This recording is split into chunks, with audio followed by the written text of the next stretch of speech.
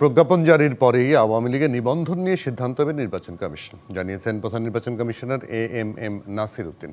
রবিবার গণমাধ্যমকে এই তথ্য জানান সিইসি। শনিবার রাতে ছাত্র জনতার দাবির মুখে জুলাই গণহত্যার বিচার না হওয়া পর্যন্ত আওয়ামী লীগের কার্যক্রম নিষিদ্ধ করার সিদ্ধান্ত নেয় অন্তর্বর্তী সরকার। সোমবার এ বিষয়ে প্রজ্ঞাপন প্রকাশ করা হবে বলে জানান আইন উপদেষ্টা।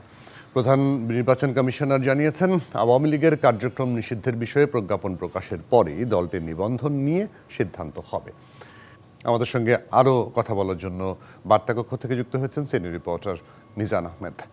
মিজান আহমেদ, আপনার ওই যে পে অফ লাইনের আগের অংশ দিয়ে শুরু করতে চাই যে এটি নিয়ে পরবর্তীতে আর কোনো বিতর্ক তৈরি হবে কি না সেটি সামনেই বলে দেবেন। সামনে বিতর্কটা কেন হতে পারে বলে রিপোর্টার হিসেবে আপনি মনে করেন? কোনো বিষয় নিয়ে বিভিন্ন দৃষ্টিভঙ্গির মতাপার্থক্য থাকতে পারে এবং সেই দৃষ্টিভঙ্গির আলোকে বিভিন্ন বিষয় বিভিন্ন ব্যক্তি আইনের প্রতি তার আশ্রয় লাভের অধিকার থেকে আইনের প্রতি দ্বারস্থ হতে পারেন এবং সেই জায়গা থেকেই কিন্তু আহসানুল করিম জ্যেষ্ঠ আইনজীবী তিনি বলেছেন যে কেউ আসলে যে কোনো সময় যে কোনো বিষয় তার যে দৃষ্টিভঙ্গি সেই দৃষ্টিভঙ্গির আলোকে তিনি সংবিধানের আলোকে তার যে অধিকার দেওয়া রয়েছে সেই অধিকার নিয়ে তিনি আদালতের দ্বারস্থ হতে পারেন এবং তিনি তার ব্যাখ্যাটি আদালতে তুলে ধরে তার প্রতিকারটি চাইতে পারেন। অতএব সেক্ষেত্রে ভবিষ্যতের প্রেক্ষাপটের উপরই তিনি ছেড়ে দিয়েছেন যে এই বিষয়টিকে কিভাবে দেখা হবে। এই অবস্থায় মানে এখন তো রাজনৈতিক কার্যক্রম নিষিদ্ধ হলো, এরপরে বিচার হবে, বিচার হওয়ার পরে যদি নিষিদ্ধ হয় তারপরে নিষিদ্ধ। সেক্ষেত্রে যে দলটিকে নিষিদ্ধ করা হলো তারা এমনিতেই পলাতক, বিভিন্ন নেতৃবৃন্দ পলাতক, তারা আবার ওই যে এক ধরনের মরণ কামড় দেওয়ার মতো কথা না, তারা কি এরকম কোনো মাথাচাড়া দিয়ে উঠতে পারে কিনা, এরকম কোনো শঙ্কার কথা আইনজীবীরা জানিয়েছেন কিনা?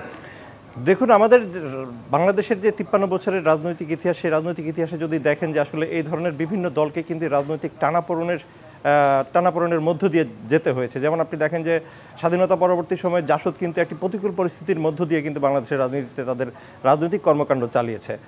আপনি দেখেছেন যে জামায়াত ইসলাম, শিবির তাদেরকেও কিন্তু এই ধরনের প্রতিকূলতার মধ্য দিয়ে গিয়েছে।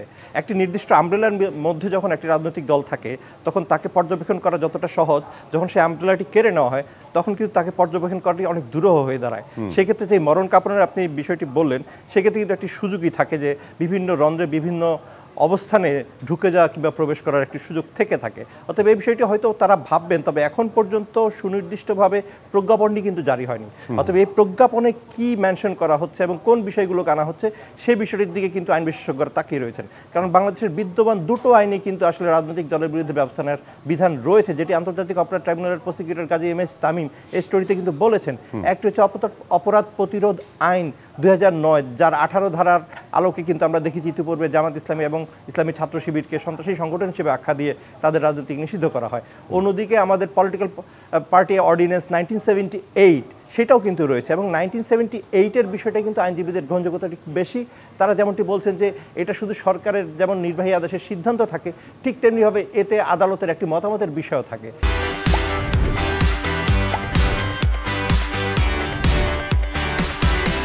অতএব দুটোর সম্পূরক ভিত্তিতে যে সিদ্ধান্তটি হয় সেই সিদ্ধান্তটি অনেক বেশি সার্বজনীন গ্রহণযোগ্যতা পায়। তার মানে হচ্ছে আগামীকাল যদি প্রজ্ঞাপনটা হয় তাহলে পরিষ্কার করা যাবে যে কোন আইনের ভিত্তিতে এটি নিষিদ্ধ হলো, তারপরে হয়তো সেরকম করে সিদ্ধান্তটা হবে। অ্যান্ড বিচার প্রক্রিয়াটা ধরেন আওয়ামী লীগের বিরুদ্ধে বিচার, আওয়ামী লীগের বিরুদ্ধে কিন্তু সেভাবে দলীয়ভাবে কোনো মামলা এখনো হয়নি আমি যেটুকু জানি। আপনি নিশ্চয়ই আরও ভালো বলতে পারবেন, আপনার কাছে নিশ্চয়ই সব তথ্য আছে। নেতাদের বিরুদ্ধে হয়েছে, কি বলেন? দল, সত্তা, এন্টিটি, ধরেন এবার যেই আইনটি সংশোধন করা হলো এবং যে সেই সংশোধনে 3-2 ধারার রেফারেন্স দিয়ে আন্তর্জাতিক অপরাধ ট্রাইব্যুনালে যেটি বলা হলো, সেখানে বলা হয়েছে যদি কোনো ব্যক্তি, কোনো গোষ্ঠী, কোনো সত্তা, কোনো অক্সিলারি ফোর্স রাষ্ট্রবিরোধী কোনো কার্যক্রম করে, কোনো উস্কানি দেয়, যে শান্তি শৃঙ্খলা বিঘ্ন ঘটায় এবং এগুলো যদি প্রতীয়মান হয় তাহলে কিন্তু তার বিরুদ্ধে আইনি ব্যবস্থা নেওয়ার বিষয় রয়েছে। এবং এই ক্ষেত্রে কিন্তু আইনজীবীদের ব্যাখ্যাটি হচ্ছে যে যেহেতু শীর্ষ নেতারা এই দলের কার্যক্রমের সাথে জড়িত ছিল, তারাই দীর্ঘ সময় ধরে এই দলটিকে চালিয়েছে, অতএব তাদের দায় কিন্তু দলটির উপর বর্তাচ্ছে, যেটি অতীতে অন্যান্য রাজনৈতিক দলের ক্ষেত্রেও হয়েছে। অতএব আপনার বক্তব্য একদিকে সত্য যে দল তো একটি পৃথক সত্তা, কিন্তু অপরাধগুলো ব্যক্তির, কিন্তু দুটোর সাথে দুটোর একটি পারস্পরিক যোগসূত্র থাকার কারণেই কিন্তু আপনার এই অপরাধটা দলের ঘাড়ও চাপে। কারণ ব্যক্তির বার্তার উপর দিয়ে যেমন দলের ইমেজ বাড়ে, ঠিক তেমনিভাবে ব্যক্তির কর্মকাণ্ডের উপর দিয়ে দল বিতর্কিত হয়। একদম পরিষ্কার। মিজান আহমেদ, অনেক ধন্যবাদ, অনেক কৃতজ্ঞতা, আপনি আমাদেরকে সময় দিয়েছেন আজকে। মিজান আহমেদ আমাদের সিনিয়র রিপোর্টার, বার্তাকক্ষ থেকে যুক্ত ছিলেন।